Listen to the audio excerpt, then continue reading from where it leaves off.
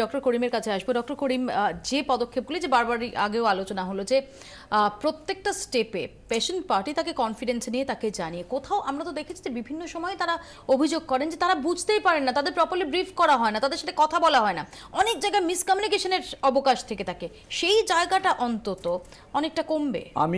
আমি আপনার সঙ্গে পুরোপুরি একমত। ইনফ্যাক্ট আমরা 95 সালে একটা স্টাডি করেছিলাম, অসংখ্য মানুষের সঙ্গে কথা বলে তাদের ডাক্তারদের বিরুদ্ধে মূল অভিযোগটা কী।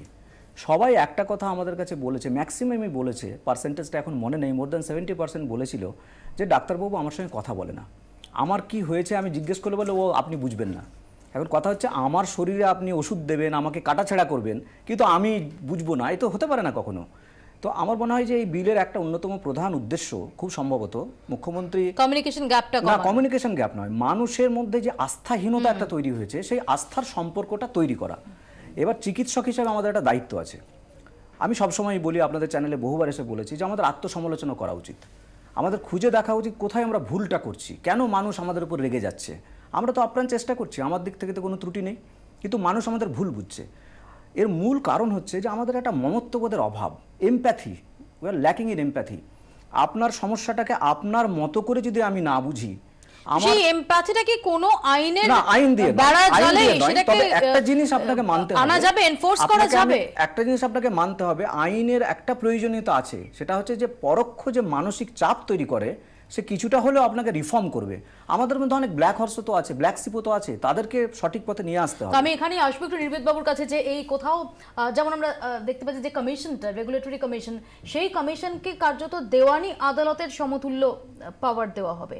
তো এই যে স্টেপসগুলো, এগুলো কতটা কার্যকরী হবে বলে আপনারা আশা করছেন? না, উনি যেটা বলেছেন আমি একমত। সেটা হচ্ছে কি, এই জন্যে একমত যে রামমোহন রায় খুব সতীদাহ প্রথার বিরুদ্ধে লড়াই করেছিলেন, আমরা সবাই জানি, কিন্তু সতীদাহ প্রথা রদ করার বিল ছাড়া ওটা পুরোপুরি কিছুতেই ওটা বন্ধ করা সম্ভব হতো না, এটা বাস্তব।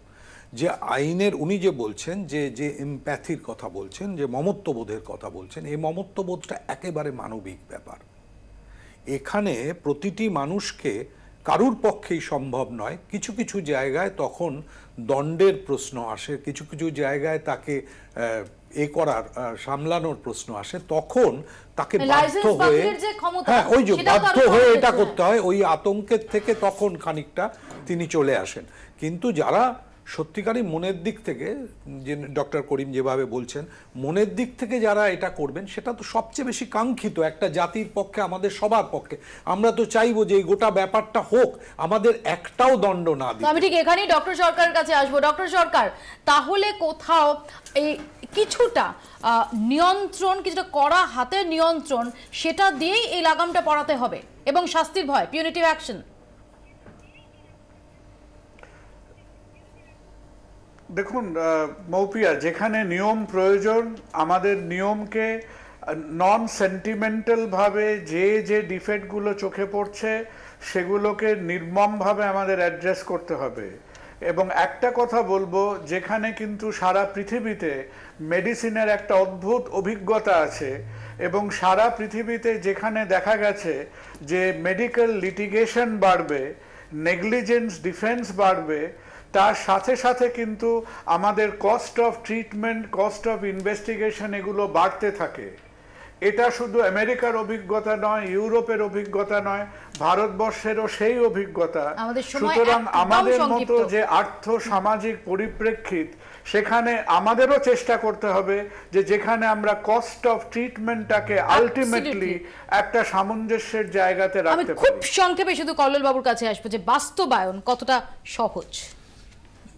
যে কোনো জিনিসই ইমপ্লিমেন্ট করা একটুখানি ডিফিকাল্ট হয়, যে কোনো জিনিসই করতে চাই। তা আমি দুটো জিনিস এখানে মেনশন করতে চাই।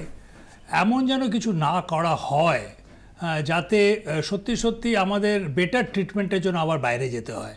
কারণ medical science is progressing, every day new things are coming. হ্যাঁ, আজকে এমন একটা কিছু মানে কস্টের ভয়ে যে এরকম যেন না হয় যে কর্পোরেট হাউসগুলো, কর্পোরেট হসপিটালগুলো নতুন মেডিকেল ট্রিটমেন্ট আর ইমপ্লিমেন্টই করলো না। আমি একটা সিম্পল জিনিস বলি, আমাদের এখানে কটা রোবোটিক অপারেশন হয়?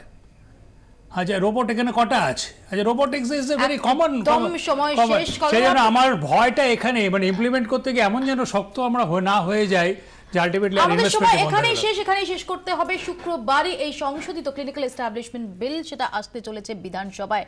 সত্যি এর বাস্তবায়ন তার পথটা কিরকম হবে এবং শেষ অবধি কিছু বেসরকারি হাসপাতাল তাদের যে বেহিসেবি দায়িত্ব জ্ঞানহীনতা সেখানে লাগাম পরানো যাবে কিনা তার জন্য আমরা ভবিষ্যতের দিকে তাকিয়ে থাকবো। আপাতত আমার 24 এখানে শেষ করছি, সঙ্গে থাকুন 24 ঘন্টা।